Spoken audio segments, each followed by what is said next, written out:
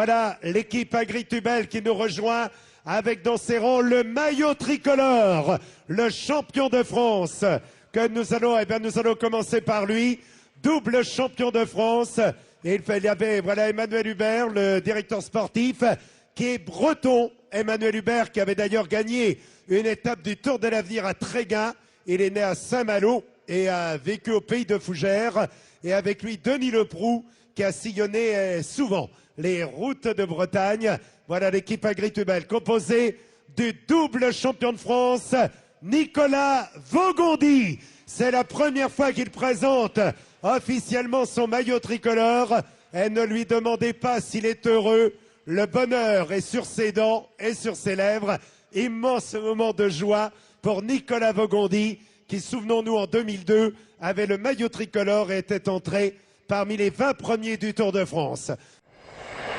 Pour constituer une équipe à peu près compétitive, on va dire, sur un Tour de France, il faut essayer d'avoir une équipe homogène en prenant des sprinteurs, des rouleurs baroudeurs, comme on les appelle, et puis aussi des grimpeurs.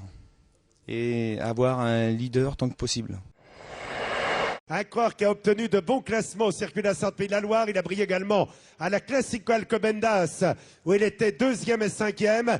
4e d'un championnat du monde espoir, comme son nom l'indique, Geoffroy Lecâtre. Geoffroy Lecâtre qui est un remarquable coureur par étape.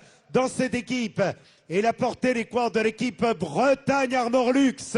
Et il a gagné le Tour du Finistère. Et là, il s'est imposé au Trophée des grimpeurs. Il est l'actuel leader de la Coupe de France, de l'équipe Bretagne Armor Luxe à l'équipe Agritubel. Il découvre 30 ans après son père le Tour de France, David Lelay, leader de la Coupe de France 2008. David Lelay, il ne pouvait pas mieux rêver. Un premier Tour de France et un départ de Brest. Près de lui, venu de Mazamet, mais il connaît toutes les routes de Bretagne, car c'est là que sa carrière a commencé, lorsqu'il a gagné à Rennes et à Vitré, et il fut vainqueur de la Coupe de France. Il a connu le podium à Ploué, 2e d'étape sur les routes du Tour, Nicolas Jalabert. Quand on a une équipe de 19 coureurs en début de saison, et ben après ça se fait tout naturellement. Déjà il y a déjà des noms sûrs qu'on est quasiment sûr de mettre sur le Tour de France, et puis après faut que les coureurs gagnent leur place. Il a gagné au Rhône-Alpes Isère Tour. Il s'est imposé au circuit de Lorraine, Eduardo Gonzalo Ramirez. Eduardo Gonzalo Ramirez. Il vient de la région centre. Même s'il a fait sa carrière amateur en Picardie, la Bretagne lui tend les bras, car il a gagné 2 fois de suite les boucles de l'Aune à Châtelain, et il fut vice-champion du monde.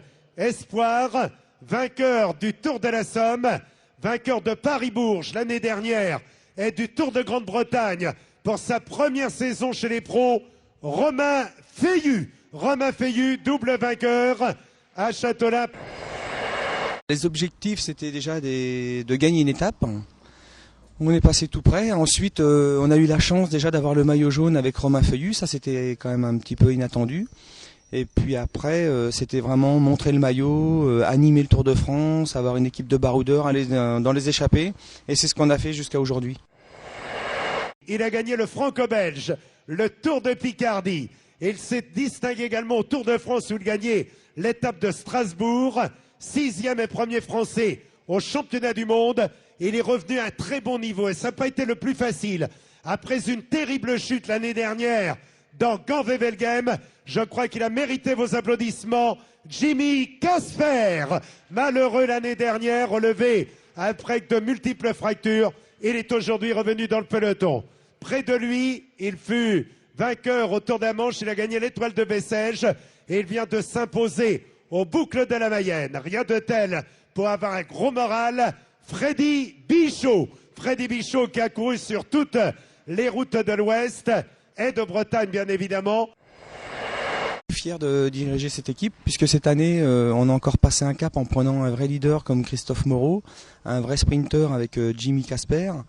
Donc, une équipe vraiment homogène et on a vraiment tout ce qu'il faut pour pouvoir bien travailler sur tous les terrains.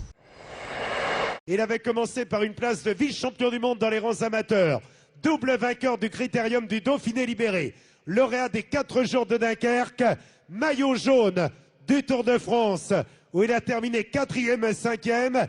Et il y a encore quelques jours, il était maillot tricolore, champion de France sur les épaules. Il va disputer son 13e Tour de France. Christophe Moreau au départ de son 13e Tour de France. Alors j'ai envie de vous poser la question, Christophe, êtes-vous superstitieux? Non, il ne faut pas l'être, en tout cas dans le bon sens. Je suis très heureux de pouvoir effectuer mon 13e tour. Et je pense que le plus important, ce sera maintenant de faire parler la poudre, d'être offensif, de faire des choses au coup par coup avec le panache. Et je pense qu'on a une très belle équipe qui peut gagner sur tous les terrains pendant 3 semaines. Et maintenant, avec le maillot de champion de France à la relève, avec Nicolas Vaugondi, on n'a que du bonus, une équipe formidable, une bonne ambiance. Et je crois qu'aujourd'hui, on n'a rien à perdre et tout à gagner. C'est déjà une équipe de rêve. C'est notre 3e année où on fait le Tour de France.